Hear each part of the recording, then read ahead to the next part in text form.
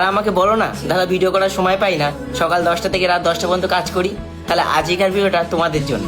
আমার যখন ইউটিউবে প্রথম ভিডিওটা ভাইরাল যায় তখন আমি কাউকে জানাইনি, এমনকি আমার পাড়া থেকে বাড়ি থেকে কেউ জানতো না যে আমার একটা ইউটিউব চ্যানেল আছে। কিন্তু রোজ একটা করে হলেও আমি তাতে ভিডিও আপলোড দিতাম। হঠাৎই আমার বাড়ির পরিস্থিতিটা প্রচন্ড খারাপ হয়ে যায়, তখন আমি একটা মদের দোকানে কাজে ঢুকি। তার আগে পর্যন্ত আমি মদ ছুঁয়েও দেখিনি। সকাল 9টা থেকে রাত 12টা পর্যন্ত কাজ করতাম। পুজো পার্বণে কোনো ছুটিই ছিল না আমার। সকাল 9টার সময় যখন কাজে যেতাম যা পারতাম তাই ভিডিও করতে করতে যেতাম, আর দুপুরবেলা যখন বাড়ি আসতাম তখন যা পারতাম তাই ভিডিও করতে করতে আসতাম। তারপর আমি যখন রাত 12টায় বাড়ি আসতাম ছাদে গিয়ে ভয়েস ওভার দিয়ে এডিট করে সেটাকেই ছাড়তাম। ওই করতে করতে মদের দোকানে বসেই আমার 1 লাখ সাবস্ক্রাইবার কমপ্লিট হয়। খুব আনন্দ পেয়েছিলাম, কিন্তু আনন্দটাকে ভাগ করে নেওয়ার লোক পাইনি। তখন আমি একটা ডিসিশন নেই, কাজ ছেড়ে দিই। তখন আমার ইউটিউব বলো ফেসবুক বলো কোথাও থেকে একটা টাকাও ইনকাম ছিল না। তাই শুধু তোমাদেরকে একটাই কথা বলবো, নিজের স্বপ্নের জন্য কাজ করো। নয় তুমি হারবে আর নয় তুমি কিছু শিখবে।